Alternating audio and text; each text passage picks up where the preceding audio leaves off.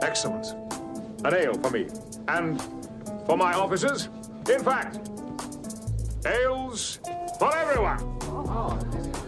10 Backward. With Rick and Will and Gemma. Oh, yes.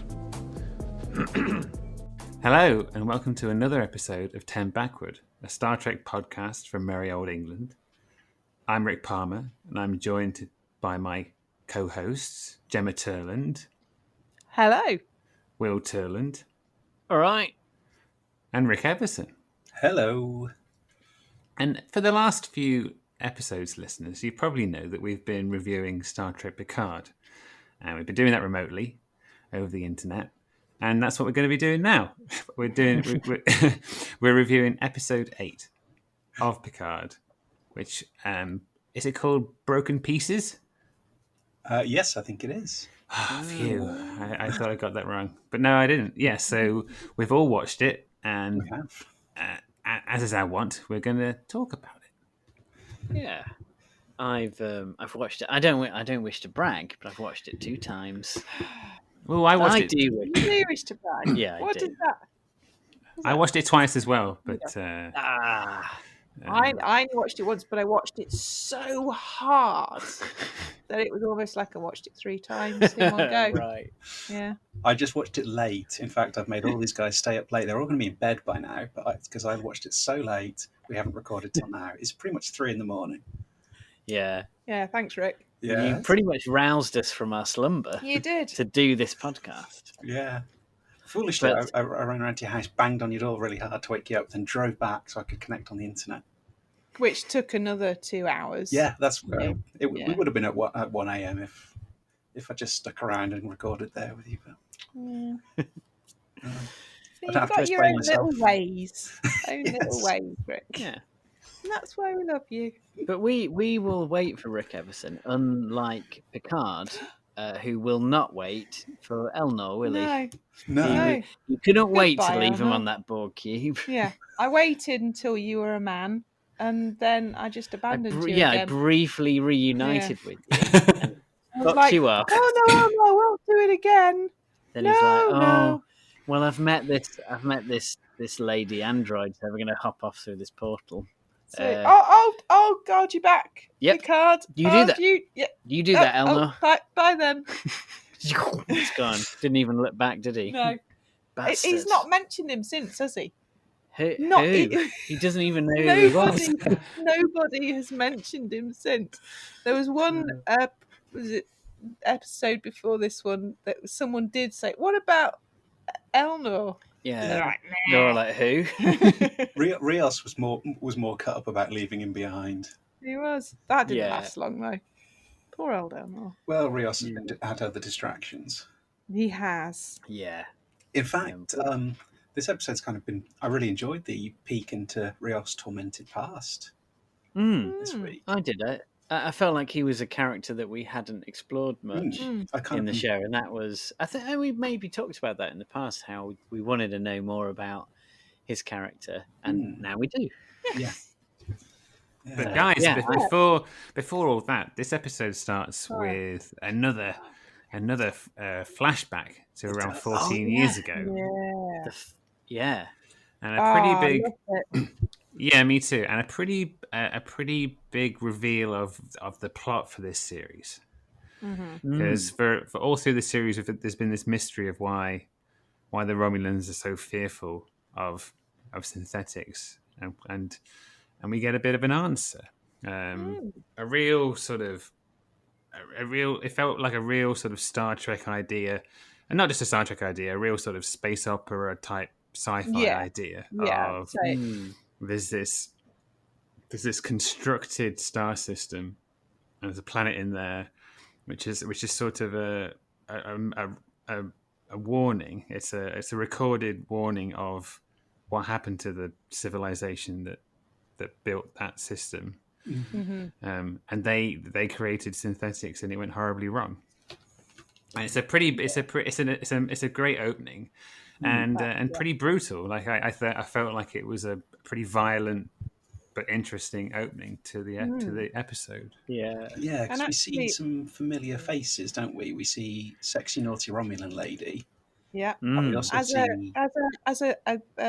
an innocent, callow young woman. Yeah. as well. less naughty, more Indeed. young and open to the wonders of the universe. Young and Think- hopeful. I think Yeah. she was still a bit naughty. So, She was naughty enough to survive. Yes, yeah. she was. Yes. So there's kind of a weird construct here, and this group of Romulans all they seem to have a ritual where they all have to grasp it, and they see the past, they see what happened since in this old civilization. It's like a kind of a playground roundabout in a pond. It is. Except And it's they all have actually to mad. grab onto it.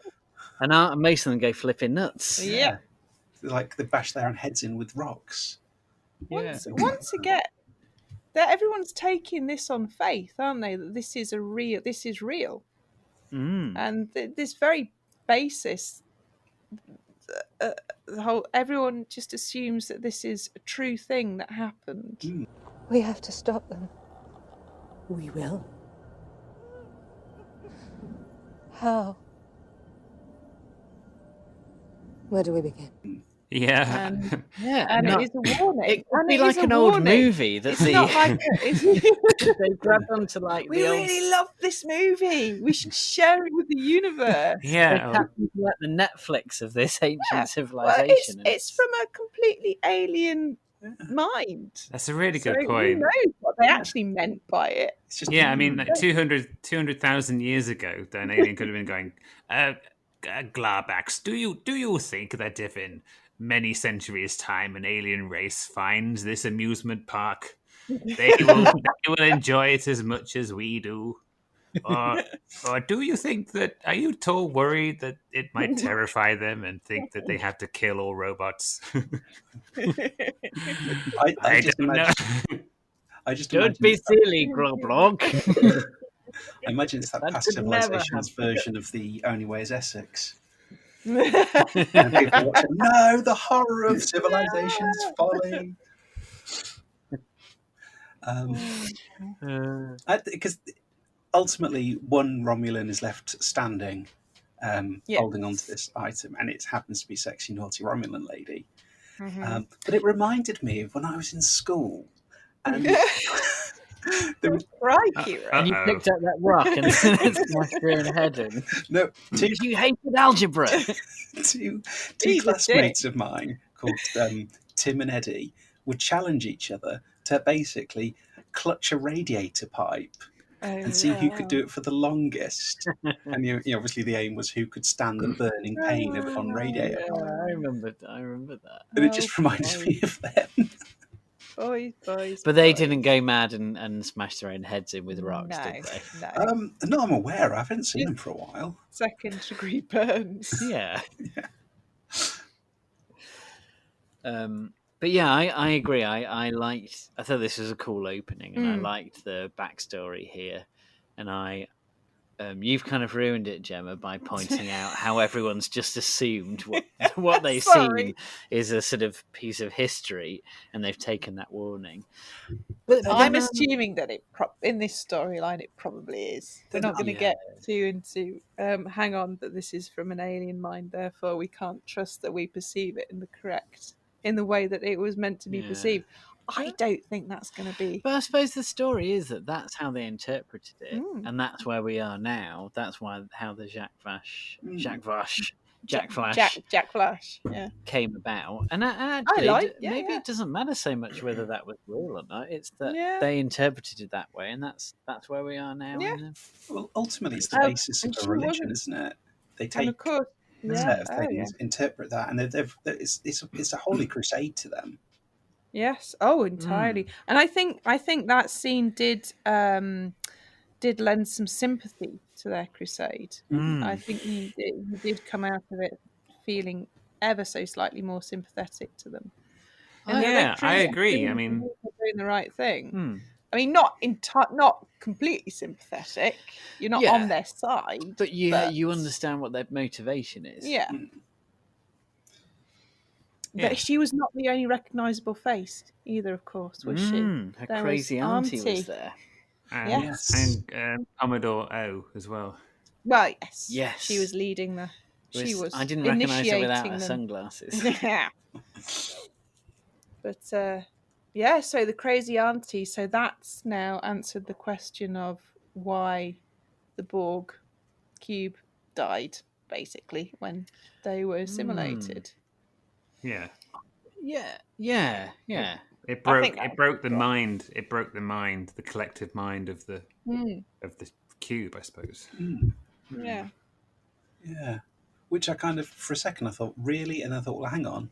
Actually, Hugh returning to the Borg after his little stint on the Enterprise, that broke his ship's collective mind. So it's kind of a similar thing. You assimilate madness, and if they're not prepared for it, absolutely, it could bust that ship up. Yeah, that's the sort of the weakness of a collective. But surely they would have assimilated creatures with varying degrees of mental illness. Potentially, yeah, but is it that the source of the madness stems from these very vivid visions of the folly of synthetic life, which would cause the Borg to have a serious like, oh, hang on, we're half synthetic. Oh, the feedback loop. Yeah. So maybe that was the bit that confused the Borg. Maybe the Borg Queen was distracted doing something else that day. She couldn't regulate the nightmare spreading through the cube and ended up just having to cut it off. And we don't know what that laser roundabout did to people physically when they touched it. True. Maybe it wasn't just that it showed them a vision. Maybe it sort of altered their brains and kind of put something in there that when the Borg cube assimilated them, that had an effect on the cube. So maybe it was it was more powerful than regular old nuttiness. Yes. Yeah, maybe. Yeah. One other issue. Old picky Gemma has, is that how powerful were these aliens? Was it 200,000 years ago or a million years ago? How powerful were they that when they were destroyed by synthetic life, they could still harness 8 suns and pull them together and then place a planet in the center of them and then put the warning on. Well, I mean, going back to my earlier conversation that those aliens had, maybe they were like, do you think we should have put as much effort into managing the synthetics as we have into this 8-sun memorial thing? Glabax.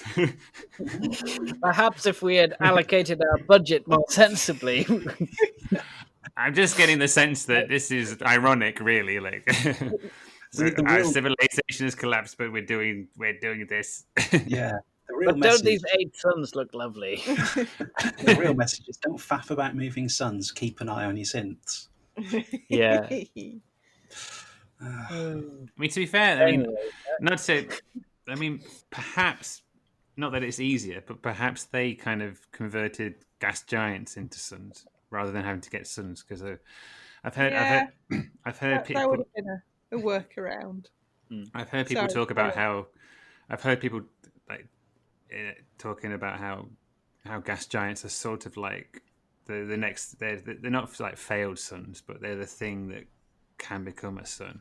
Basically, they haven't quite got there. So if you were smart enough to do that, then maybe that's what they did, rather than getting suns that pre-existed. I like the failed suns idea. Like they didn't quite pass their sun exam. New this autumn on the CW, failed suns. I'm only 75% a sun. Don't tell yourself that. You're a gas giant. And a fine gas giant. I'll never be a sun. Never be a son to you. This show writes itself. Featuring the voice of Woody Allen. Jeez. No, Woody Allen can't do anything now. No, he can't. That show would not succeed. Anyway, we're about quarter of an hour into the podcast, and we've literally discussed like the first 30 seconds of the episode. Oh, this might be our longest podcast ever. Yeah, we've gone fairly in depth on that one. Really have. And then, we're not even past the pre-credit sequence, are we? Because then we get right back to the cube. Yes. And does 7 of 9 show up pre-credits? I now can't remember. Yes, she does, because she does the "what's going on? Where is everybody?" And then it's the credits. Yeah, and Elnor gives her a big old cuddle. He does. I love he's that. so pleased to see her. He's so tall. He is tall, yeah. Or he's standing on a box in that scene. I think he's just tall. He's tall. I don't know. We have seen the Borg cube sort of reconfigure its walls and things. Maybe a box just sort of unfurled out of the floor at that point. Maybe. Yeah. But it was it wasn't a big surprise to see 7 back. No. But it was a welcome. Oh God, absolutely. I was we glad were that waiting she for her. Yeah. Yeah. I'm glad they didn't wait till the end of the episode. For her. I'm glad Elnor wasn't like hiding in a cupboard for 55 minutes, and then she shows up in the last 2. Yeah. I thought that was good. It was a really exciting opening, I thought. Yes. Yeah. Very much. Yeah, and then I did feel I really enjoyed this episode, but I did feel that I wanted more on the Borg cube for once. Like every scene on the Borg cube was really exciting, and crazy stuff was going on. And I was like, oh my God, this show is kicking off so hard. Let's we're back with Dr. Jurati. And she's You've changed, mate. That's not how you used to be. I know. I see. Now you don't want to do her. No, it's not. No, Dr. Jurati. You used to be bored of the Borg cube and just wanted to see Jurati. See Jurati. Oh, Gemma. Right, that is too. You've crossed the line. Outrageous. No, I just felt that all the Borg cube scenes were really exciting, but just slightly too short. I wanted more. Not in depth. They didn't go in depth enough into Seven's pain at being back there and her conflict. The whole thing. There was, she mentioned it, but then that's as much as you got. Yeah. At that point, I'm hoping there's going to be more of that later on. It wasn't really a situation where she could launch into the exposition, I suppose. Well, no, true. So hopefully, in quieter moments, they can maybe go back to that. And in the story, we did at least get she had a motivation for hooking herself into the Borg Queen's squiggly tentacle pipes. Bits, yeah. Because initially she didn't want to do it, and then they started killing the Borg, the XBs, and that was her motivation when she was like, right, okay, let's do this because they're gonna die anyway. Let's give them a chance to live, and let's fight the Romulans. I was sad. I mean, it is. I found it sad to see the XBs getting killed. It felt like that the reclamation project was an interesting aspect of that, of the artifact, and it feels like it perhaps wasn't. I mean, it's not the fault of the writers or anything, but it just feels like it was a thing that was going on at the Borg cube, and it's sort of been dealt with now. And I mean, it was just a shame to see. I felt sorry for the XBs just being murdered, and it seems like. I don't think that's because they were forgotten and the writers could. I think you felt the sadness you were supposed to feel at that. They've been working. People have been working so hard to save them, and they're coming along, and then they've just been executed. Yeah, and I think that's what they were trying to do. Yeah, and it was. Narissa did shoot a lot of the XPs, didn't she? I was did. like, oh, it'll be Well, okay. she shot them all in one room. She She shot did that shoot, room but she full. shot them. She shot Also- so many of them. Her gun broke. Well, She was that super gun must have murdery been a bit today. shoddy. She was so murdery. She was was more so murdery than Girardi. And she loves murdering. Girardi's only murdered one person. That's true, and she didn't love doing it. She was really sad. She was about really it. sad about it. Yeah. Yeah. She still did it. I'm not forgetting about it, Girardi. If you're listening to this, still cross about that. Was I feel like Narissa That's is more growing up. committed to her murderer? You know, she's She going really for it. is. I think that makes it more attractive. You might be right. But yeah, a lot of this episode, there's a lot of exposition in this episode. Actually, there's a great scene where they sit down at a table and just give a big old summary of what they've learned so far, which could have been a painful scene of exposition, but I really enjoyed that. Yeah. Scene. So it was great. Because the episode built to it, didn't it? With throughout the show, we got a bit of everything, and then they kind of sum it up towards the end. And I felt this episode was probably the best episode so far for Rios.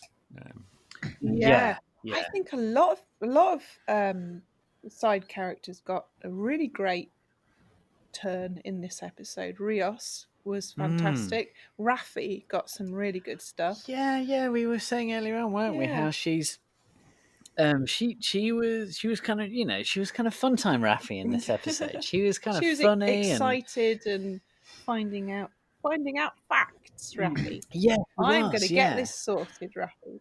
And a vindicated conspiracy theorist going, I was right. Suckers. I was right all along. I told you. Yeah. Nobody listened. Yeah. But it was nice to see. I thought she was really likable in this episode, actually. She was driving the narrative on the ship. Yes. I think she was kind of the character that was linking everything together and going to find out why Rios had shut himself in his room and was having a teenage angst meltdown. Yeah. But actually it was Rios? Honey, it's Rafi. Thought you might need some company. Piss off. Pissing off. He was actually in quite a lot of pain. Yeah, that is actually, to be fair. It was a bigger deal than that, wasn't it? Yeah. And I've complained about the EMHs before, and I think they made great use of them in this episode. Actually. Yes. I really love the idea that a part of him is in each, and you just got to piece it all together to find the truth. I like that. And we've got a Scottish one. Yeah. I'd like to remind everyone about how on an earlier podcast, maybe I'll find the clip, in fact, play this in. Have to. Okay. But I did make a joke about how I thought that Rios, when he got on the ship, he maybe sort of just activated the default setting for the EMH, which was just a copy of you. And not you, Gemma. I mean, of whoever was the captain of the ship. And that's pretty much what happened, isn't it? Yeah. But yeah, I really patted myself on the back hard when I discovered that. Really did. Yeah. I think I even paused it, Gemma, to tell you. To explain to me how exactly why you were right. Yes, yeah, I did. I believe you did, Will. It's a weird setting, though. It is. But I guess it's a complicated setting, isn't it? It'd be. I just set it to random. It'd make more sense if a default setting was just a pre-programmed generic character. But he didn't say it was default, did he? He said for some reason he chose the copy me setting. Yeah, but he didn't say it was default. Yeah, I know, but that sort of goes over what I said before in the previous thing I said. That makes me less right. A little bit. So I'm not sure I agree with that. Yeah. But I think I thought the holograms were all fun in this episode. I agree. And I thought there were points when I actually forgot that they were all played by the same actor, and I actually was thinking of them as different characters. I was drawn into it to that extent, and I felt like they were very much separate to Rios. They were a very different character to Rios, but same actor. My mind was blown. Actors could do that, though. That's the power of an actor, isn't it? Yeah. So what's with the accents then? Is that some sort of ancestry that Rios has, and it's picked up that he has? Delineating. They probably hit the kind of but how am I going to know which is which button? Well, assign a fun new accent to each character. Yeah. But make sure it's all based around the largely the same part of the globe. Yeah. The most acceptable accents to do. The ones that are not least racist Yeah. on the line. That's it. What happened on the Ibn Majid? One of us knows. And it's safe who's a piping and off you off the fang. So true, Ian. I mean, it's not even a language. Man, can you imagine if there was like an EMH? The chef EMH is like a Japanese chef, and he was like, EJH or something. I won't go any further because it defeats the point. It defeats the point of what we're trying to say. But like Kato in the Pink Panther films, just like a I feel like crazy. I'm drawn right back to one of our dinosaurs is missing, which is the film we've mentioned before, which isn't shown so much these days because of the like fairly shameful. They racism. don't show any Fu Manchu films either. No, they don't. No, they don't.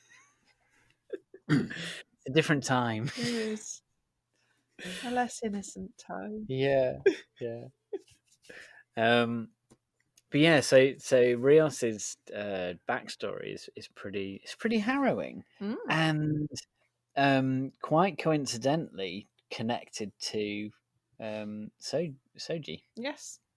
What did you guys think of that connection? Did that feel like a contrivance, or I don't know.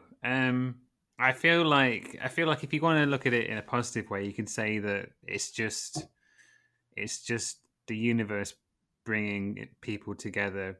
It's just how the universe is unfolding. It's just these people have a connection, and it's a meaningful coincidence. I would say it's a synchronicity. Yeah. I mean, yeah, you could see it as a contrivance, but I guess I didn't think about it until you just mentioned it. Yeah, do you know? And when I was watching it didn't bother me because I was drawn into the story, and I really like Rios's backstory, and that seed was sown right from the beginning. We knew that there was a thing that had happened to his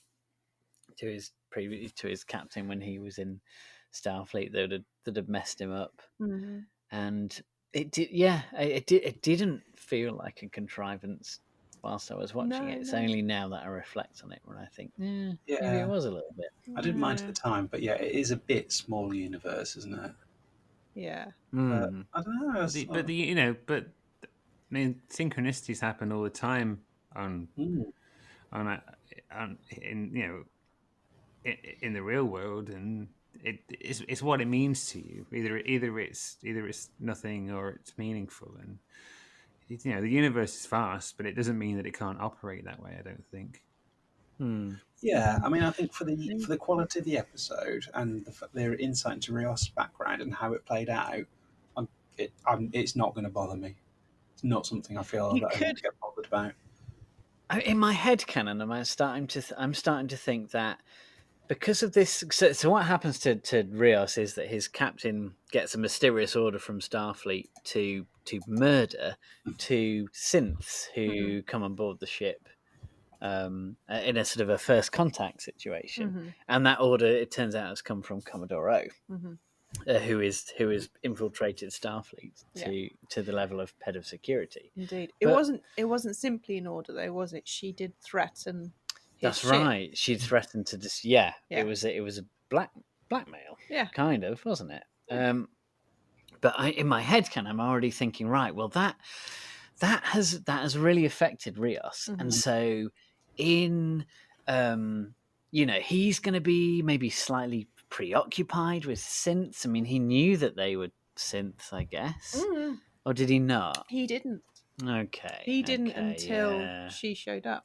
Because my head was going to be, well, he knew that they were synths, and Raffi had the whole thing about because he kind of knew Raffi, and Raffi had the whole her kind of theories about Mars, and maybe that's how he kind of became friends with her, because they like to talk about their crazy theories about what really happened on Mars, and then as soon as he found out about Picard wanting to do this mission, and he was like, and there's a synth involved. Well, that's really interesting, because my captain murdered 2 synths, and I've been really preoccupied with that for the last 13 years. So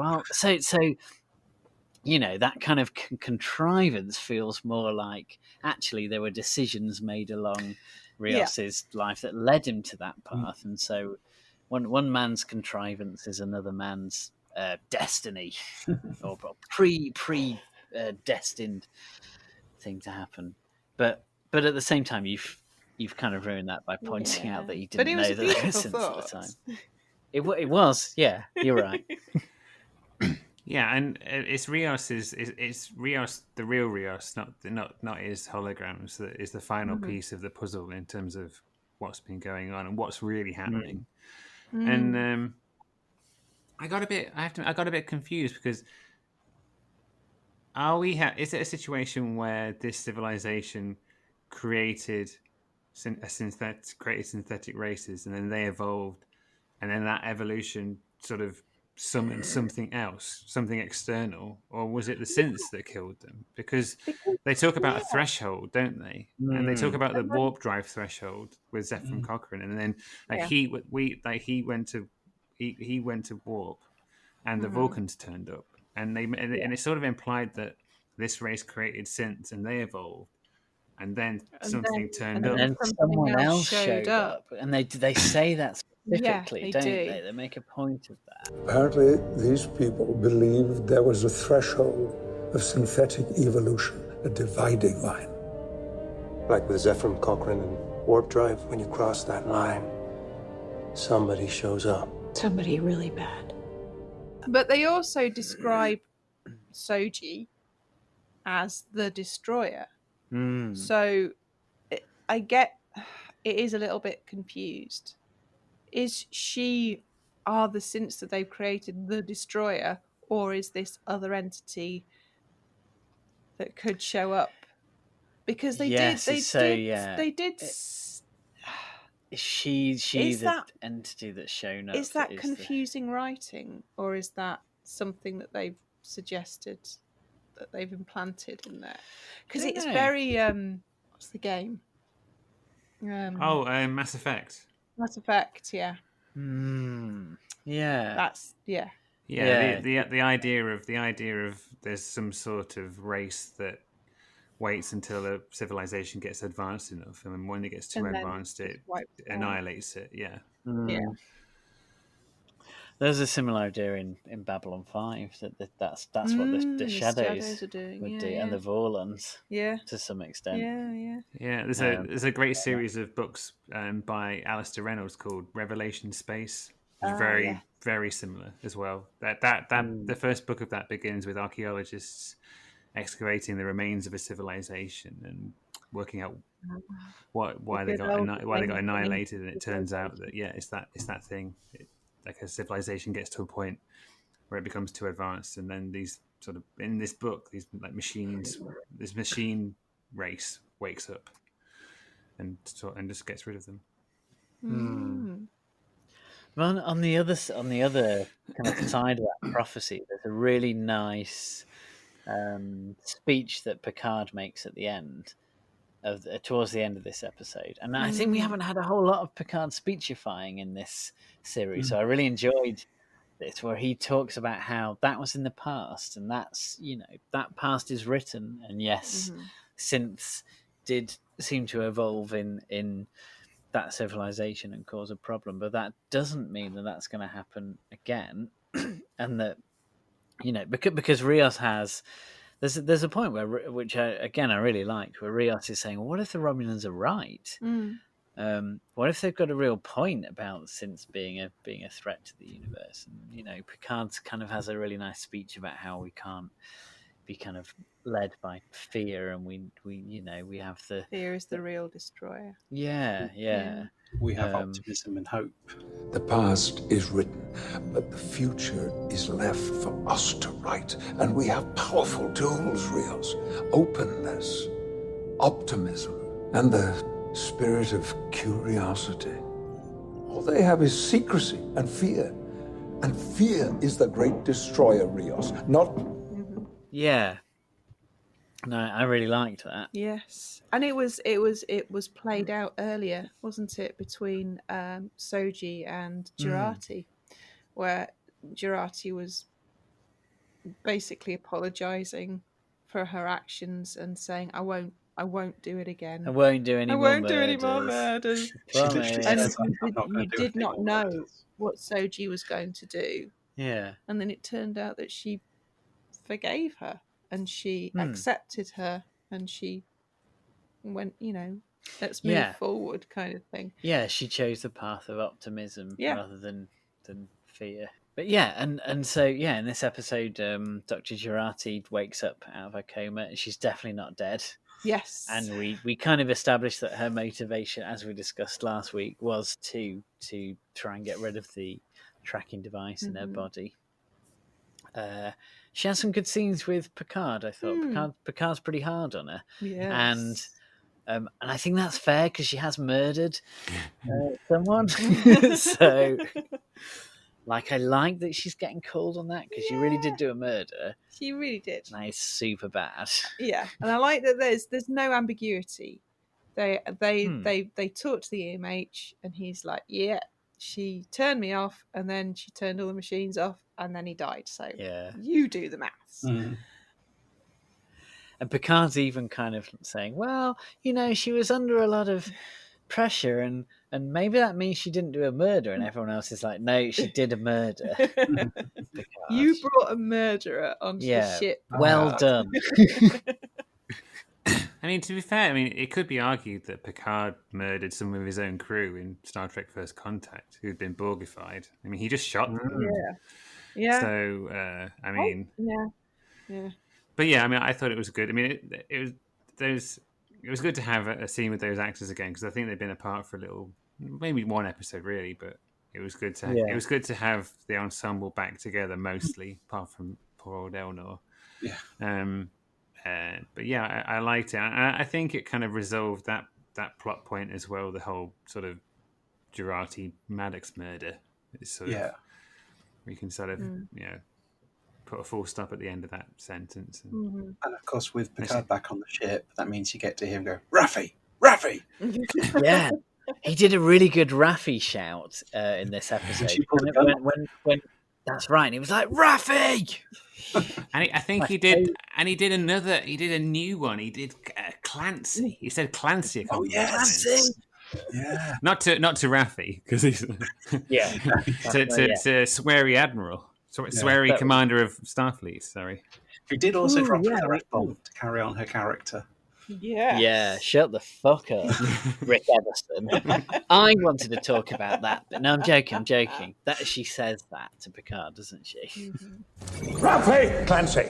Raffi! Clancy! Raffi! No, Clancy! Raffi! Admiral Picard, with all due respect and at long last, shut the fuck up. Yeah. Do you think that character is ever so slightly channeling Avasarala? Oh yeah, definitely. I don't know who that is. Not to diminish that character in any way, because she's fantastic. Well, in the TV show and the books, The Expanse, there's a character called Avasarala, and she's like an old politician. Who is a very elegant older lady. Yeah. Who swears like a docker. Yeah, but she's fabulous, tough as like nails. fabulous outfits too. Oh, yeah. Gorgeous outfits, I have to say. And she's got no, She's but, always but, Yeah. but with her it works because she's got such a husky voice. It's so husky. Yeah. Oh, yeah, God, yeah. She's huskier than a Dharma in the new Battlestar. He is husky. But she's a great tough older lady, super sweary character in sci-fi, and it does feel a bit like Clancy is hanging off her coattails. Yeah, but it's a nice new trope. It's a nice new It is. It's a trope that I think that's fine. I'm happy to see more super sweary older ladies in sci-fi. Absolutely. I don't think I'll get bored of that. No. I think that's fine. But that was a really interesting scene, wasn't it? So there was Picard puts in a quick subspace call to Starfleet, and has a chat with Clancy. And Clancy! Ralphie! No, Clancy! Ralphie! Shut the fuck up. And she's like, yeah, okay, you do have a point this time, Picard. I get what you're saying. And she agrees to send a squadron, doesn't she? Like a squadron of ships. I gotta admit, I pretty much jizzed my pants when she said that. So I was like, oh my God, it's like a squadron of starships? Because that means there's going to be a space battle? Because they were on their way to Deep Space 12, weren't they? But they end up not doing that. But as soon as we found out that there could be a fleet on the way, I did find myself thinking, is that going to be paid off in the finale, maybe? And could Riker be leading that fleet? Yeah, hopefully. Can you imagine? But if he's got, maybe it won't. Maybe there'll be someone else from TNG. Maybe people like Worf, because I've read in the is it a comic book series that they've done, or a book that accompanies Picard? Worf is captain of the Enterprise E now. Oh, I have just started the tie-in novel that bridges the gap, but whereas it's essentially a prequel to the series. I'm only a few pages in, but I'm reading it for this month's Trek Book Club. But yes, essentially, as Picard is promoted to Admiral, and this is very much the beginning, so I don't think I'm spoiling massive bits of the book. Worf gets captain of Enterprise, so. And that's canon. The books are a lot closer aligned, and the authors have access to the writer's room, and there's a lot more closer. However, I think there's still the unwritten rule with the books is they're canon until they're not. Right. Okay. Oh, that'd be so cool, though, wouldn't it? I would love that. Man, that'd be so cool. Yeah. Although I'm still hoping, Riker did say he's on active reserve. So. Yeah, I would love to. Imagine if he's captaining a. He's the captain of a fleet, and he shows up, and there's a space battle. Oh my God! Maybe Starfleet would draft sort of active reserve people for this fleet rather than sending the flagship. They would let's send these ships because if it goes south, then it's not the end of the world. Yeah. And plus, if those ships are trashed and they end up crashing on a planet, we need a captain who can build a lovely pizza oven. Are they in that small space of time? Are they going to have time to call up people who are no longer on active duty? Yes, they can if it's Riker. Yes. Question answered. What about all the other? What about Geordie? What about Crusher? What about, although she'll be like the head of a medical ship? They need a medical ship. I think she might be. I think she might be running a dance academy or something. I think that'd be a nice kind of flip and reverse it. Like everyone's expecting her to still be doing doctor stuff, and maybe she's like, I want to dance. I want to teach people how to dance, and that's my thing, everybody. And that'd be kind of cool. And it'd be a nice sort of nod to TNG. And I do think that is still something that's missing slightly, because she hasn't been mentioned in any way. I've only just suddenly thought of that, and she's notable in her absence, isn't she? Yeah. But does that mean? And it doesn't detract from the story. But does that mean that's going to be the super surprise when she shows up in the season finale? Well, in the second episode where Saban says to Picard, "Why don't you call up your friends like Riker, Geordi, Worf?" He specifically does not mention Crusher, and I did have a thing about whether that was so deliberate because they were saving her for the surprise, to the point they wouldn't even mention her, and that's how surprising it would be. But I'm not sure if I'm just clutching at vain hope there. Yeah, I have a bad feeling you might be, but I hope that you're right. If you look at Voyager's Timeless, then it would be about right for Geordi to be captain of the Challenger at this point. I can see Geordi. Right. Yeah. Speaking of Voyager, this is a little bit of a tangent, but in this episode there is talk of a so initially the idea is they're going to go to Deep Space 12 to rendezvous with this fleet and get some help, but after they all sit down at the dinner table, and Picard has a massive exposition dump all over it and explains everything to everyone. Well, actually, no, it's not Picard, is it? It's Raffi and Rios. Yeah. And so everyone gets up to speed with what's going on, and Soji flips out, does a big thump of the table, knocks over her French fries and peppermint ice cream, and she goes and takes over the ship. But she very politely says she does. She doesn't want to hurt anyone, but she just wants to drive the ship to a house. And she wants to go to a Borg like transwarp conduit. And I did think, could that have been the very same conduit that Voyager comes through in Endgame to emerge in the... but they do... I mean, I don't know. The star system is known, isn't it? So it's not... However, the conduit that Voyager comes through in Endgame is within spitting distance of Earth. Okay. So particularly close to Earth. Because if they were that close to Earth, they would have gone straight back there. They wouldn't have bothered going to Deep Space 12, would they?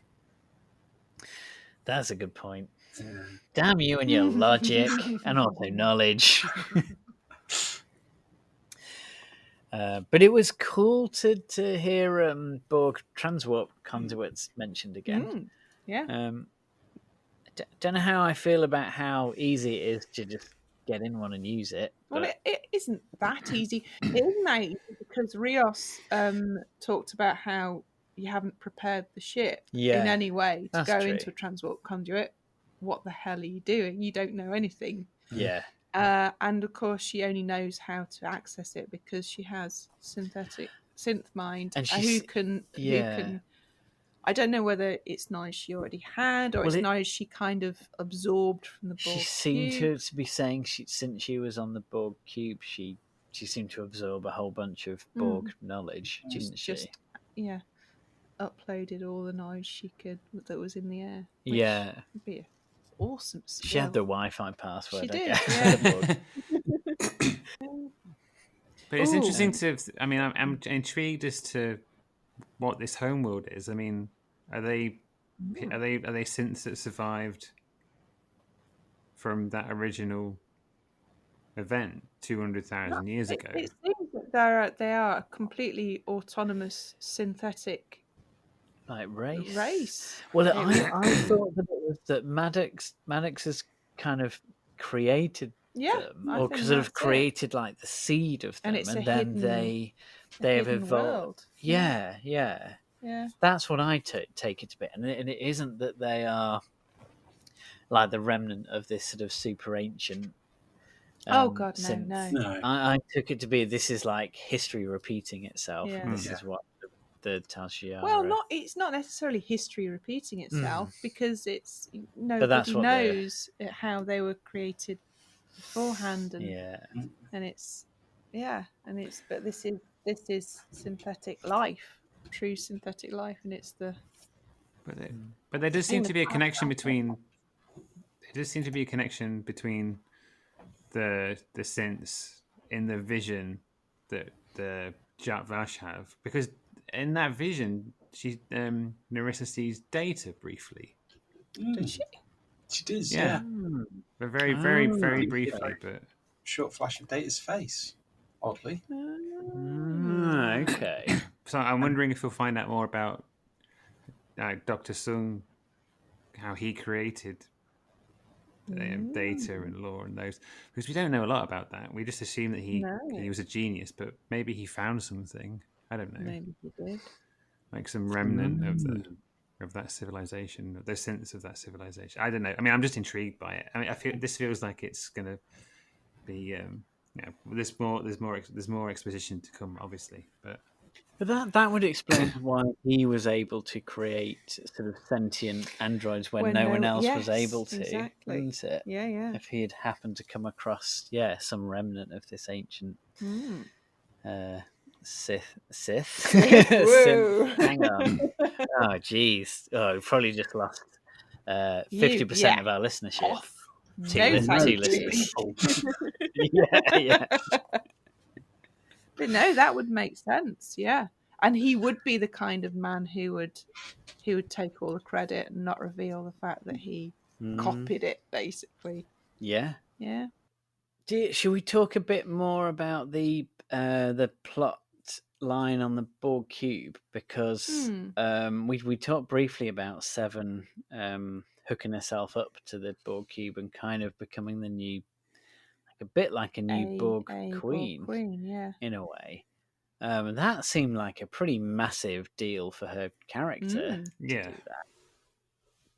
And maybe something that I felt like I wanted more time on that, really. I do, yeah. Because that felt like a big story for her, and we didn't get we only had a couple of minutes of that, really. Yeah, but interestingly, she had control over it, didn't she? Yeah. And is that because the Borg cube has been damaged? Is so damaged that it's not strong enough to hold her, or is it that she's just too strong? Is it because it's smaller as well? It's like a smaller collective, like its power. Yeah. Its power. The There's less. It's easier to feel to disconnect yourself from it. It's not. It's not one vast collective of trillions of souls. It's a few thousand. She does say that once she connects to it, she might not want to give those Borg up, doesn't she? I liked that a lot. I like that kind of the she's still striving, as was stated in the previous episode she was in. Yeah, you still trying to find your humanity. She's still not free. Yeah, not just that she would be drawn to a collective, but she would be drawn to being queen. They won't want to be released, and I might not want to release them. And in Voyager, she never really hated having been a Borg. It was more that she wanted her humanity. So, but she was always sort of she often talked sort of quite favorably about the Borg and what it was like. It was never really quite. It was never sort of a bad thing. It was just that I think being on Voyager helped her to reclaim her humanity. So I don't know. Going back to the collective could be quite seductive, I suppose. Well, it's a purity and a simplicity, isn't it? And she was a child when she was taken in by the Borg. So taken in by the Borg, that sounds so nice, doesn't it? Yeah. Assimilated. So yeah, she doesn't. That's her. That's how she was brought up, and it's going home almost for her. But I do think. I mean, I think that I get the sense that Elnor and Seven and that cube are going to show up in the finale. I hope so. Well, no, I hope there's more, because I just feel that I think it's largely because Elnor is so. He seems like he was built up. Yeah. And he hasn't been used really in any way. He's gone onto the cube, and I'll fight and I'll defend you, and then I'll take on the cause of these XBs, and then he hasn't actually done anything. He pressed the he pressed the come and help me button. Yeah. So, I mean, there's been no. He is so far the only character that hasn't had a journey yet. I don't think at all. I mean, maybe his journey's been. Yeah, I guess so far his journey's been quite Picard centered. I don't think he's had a journey at all. Well, he's had a journey from being. We saw him as a kid, kind of being abandoned by Picard, and he's reunited by Picard. So he got older. And then abandoned again. So, there's that. Oh! That leads me tangentially back to something I want to talk about, which we haven't talked about. The conversation between Picard and Soji about Data. Oh, yes. Oh, yeah. Yes. Yeah. Oh, I really liked that. It was lovely. I thought it was really nice. That made me more emotional about Data's death than I think any part of Nemesis did. Yeah. Yeah. I really, really like there's some really nice dialogue there where Picard talks about Data, because Soji says, did Data love you? And Picard says, Data's capacity for expressing and processing emotion was limited. I suppose we had that in common. And I really, really liked that. That was kind of Picard reflecting on what he was like on the Enterprise and how he didn't sort of always connect with his crew in the way that he wanted to, and he sort of wasn't great at expressing his emotions. And I thought it was lovely, a lovely moment of Picard looking back on past Picard. Yes, and reinforce the idea that he's a different man now than he was back in those days. Yeah, whether or not that was something that he always knew about himself, or whether it was something that he is now reflecting on. Don't know. And there was the question of how do you think how would you like Data to remember you if you were in opposite positions. And he basically described himself as a father. He would want to be seen in these ways. What was it?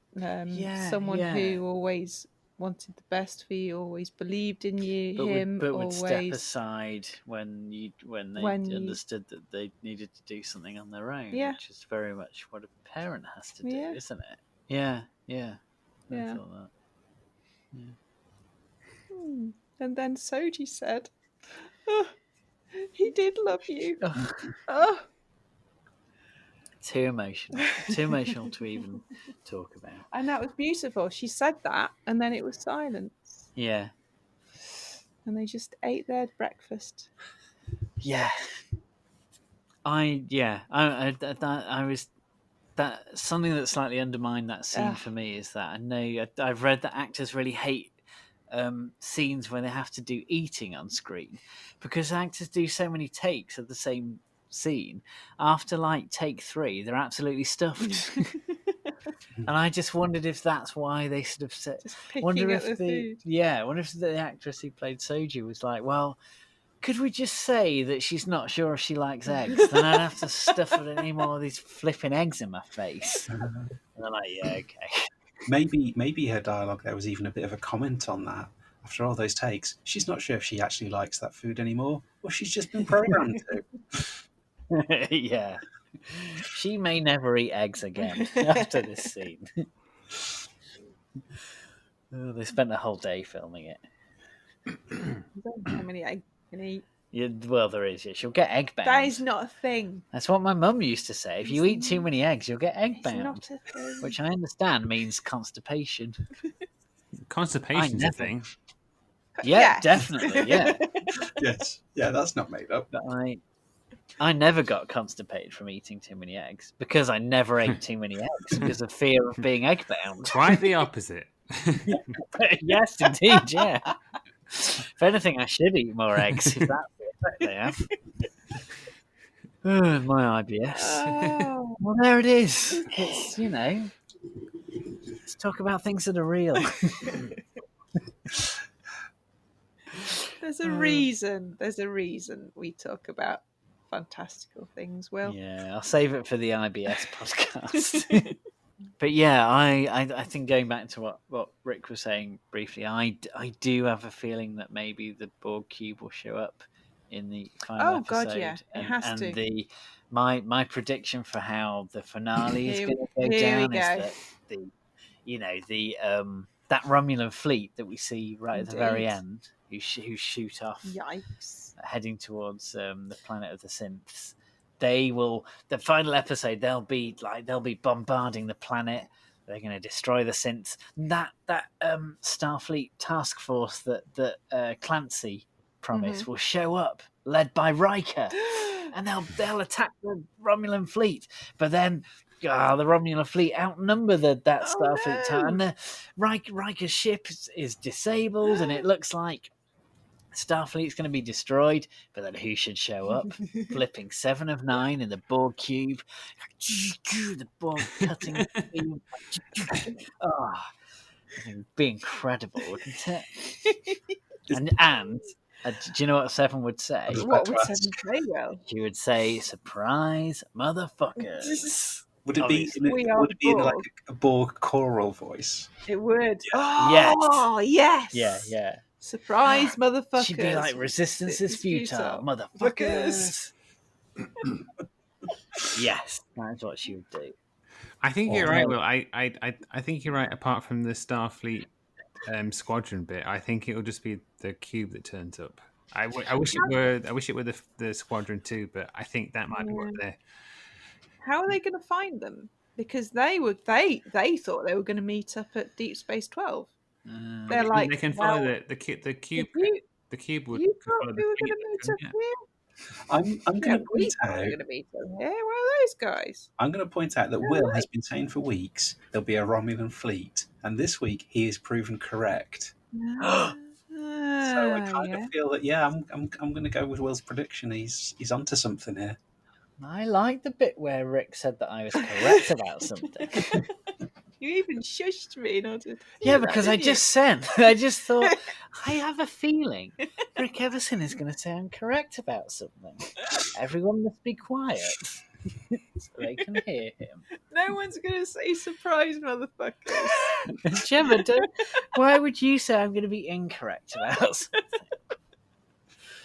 I have a suspicion you might be right about that. But they might be thinking it. Good, yes. That is a way that I could be right. Yeah. They would say it in their heads. They would. If Elnor is chuckling to himself in the background, you know he's thinking it. Definitely. He would be thinking that. But he would also be thinking about his catchphrase. He would. He loves his catchphrase. My friends. Choose to live. Choose to live. Yeah. But yeah, I have a feeling because we're only there's only 2 episodes left now, isn't there? I know. Can't believe it's nearly over. For now. Oh It's a yeah. sad thought. Yeah, I mean we know there's a second series commissioned, so. Yes. Yeah. And thanks to a very public invitation, we know that at some point in series 2, Picard and his crew will be in dire straits. Looks like it's the end for them, and out of nowhere, Guinan's going to come in. Going, surprise, motherfuckers! She's going to take her hat off and throw it like, on job. That's it, and it's going to take out a Borg cube, slice it in half. Oh my! Incredible. If Guardian's hat That'll could take be a Borg cube out in one shot, she could have mentioned that in Best of Both Worlds. That would have been helpful. It would have been actually, helpful. wasn't it? But no, she likes to be mysterious, doesn't she? She doesn't want to. Yeah. She doesn't want to hand everyone the answer. She likes them to work it out themselves. Plus, in TNG, she wouldn't have been allowed to say motherfuckers. That's what she wanted to say. A question. I can't remember the captain's name, but has anyone seen any of the debate over who Captain what's his face is? Oh, Captain Randall. Yeah, Captain Randall. I've seen some. I read a thing where some people think it's cute. No. You think it's I think it's you Shatner, think it's Shatner. who's going to be playing a different character, but he's definitely going to turn to the camera and do a wink and maybe go, "I'm William Shatner." Could it be? I mean, could it be that that Kirk wasn't dead and he woke up from underneath all those rocks? A bit like you know when Harold in Neighbours, when Harold Bishop got washed out to sea and then he came back. He came back years later and he had a new identity. So maybe Captain Crandall is Kirk with amnesia. Oh, we need to see a flashback of him literally clambering out of that makeshift grave and looking down at it and going, "What a rocky start to my day." That would be brilliant. But I mean,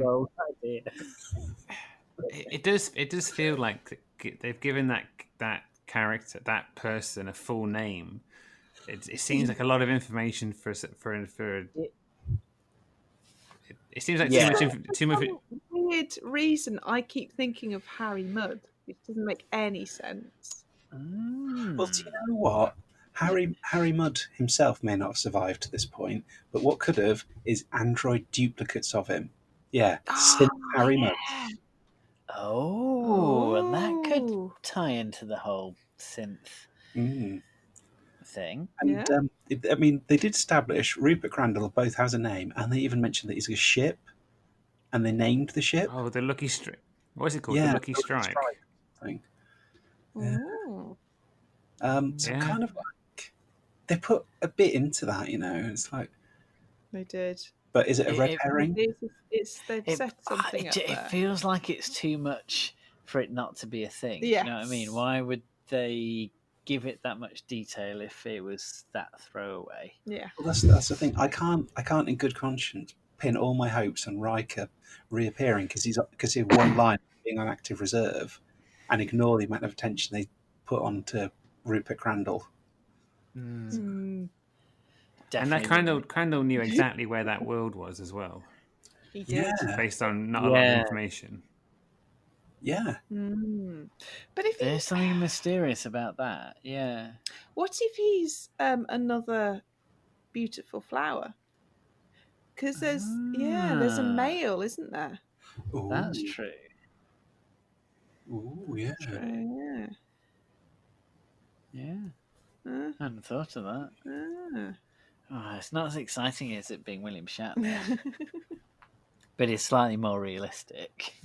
Ever so slightly. Well, you don't know what beautiful flower looks like. Of course, I hope he looks like William Shatner. Yeah. Can I just highlight some really nice deep cut references that we saw in this episode? Please do, Rick. They established the tracking pill that Jurati had swallowed was Viridium. Yeah. Which is the same as the type of patch that Spock slipped onto Kirk in Undiscovered Country. So they could track him on Repente. Yeah. Oh, nice. Yeah, in that case, he could just put it on his jacket. But yeah, he says, Spock slipped a Viridium patch on me. It's like, oh, I like that. That's a deep cut one. There was also mention of Picard's old friend Marta from Tapestry. It's the old classmate he graduated with, and then when Q sent him back to change the past, he slept with her. Yes. Ah, right. Yes. So that's Rios's captain's mentor. Ah, right. Oh, cool. Yeah. I thought that was a really nice. I did not pick up on that. And, that's awesome. Yeah. And then this is really, really deep cut. Picard mentions standing a night watch on the bridge of the Reliant as an ensign. Yeah. Now, Picard was established as having served on the Reliant in a scene that was actually cut from The Measure of a Man. Oh, right. Okay. So we didn't actually. So until this point, we didn't actually.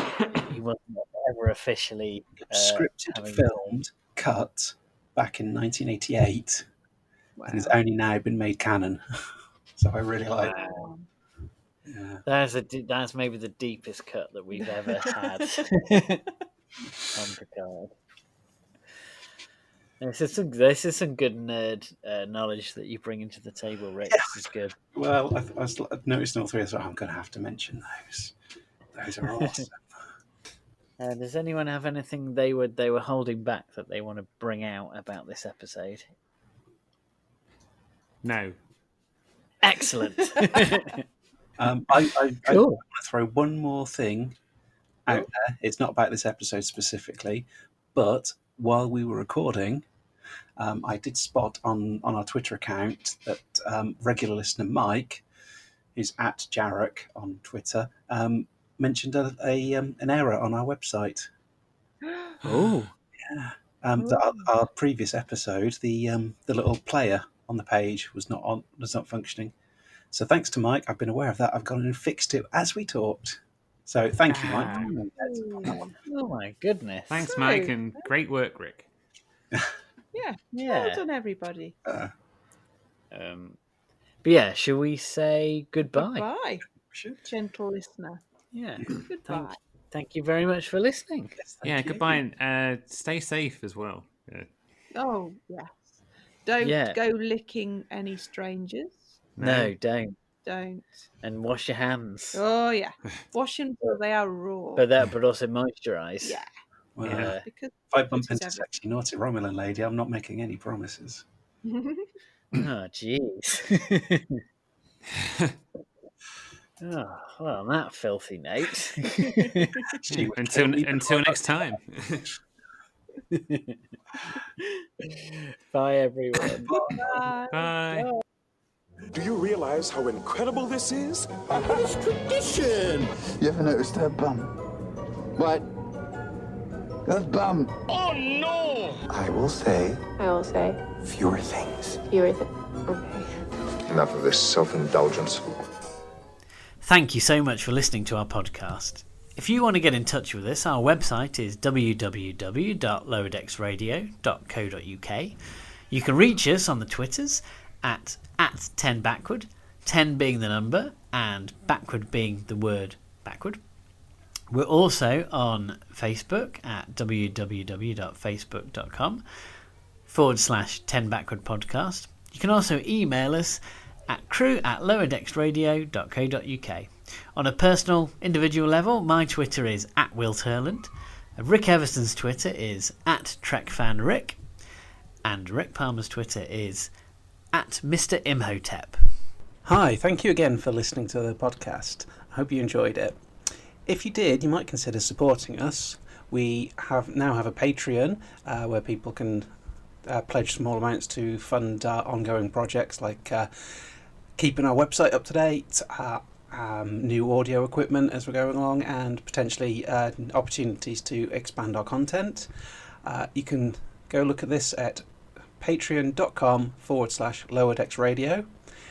If you don't feel you can donate but would still like to support us, we would love it if you could subscribe to us on however you get your podcasts, through iTunes, Stitcher, Google Play, or we're on various third-party apps. And if you could leave us a review on any of those, that would be fantastic and we'd be very appreciative.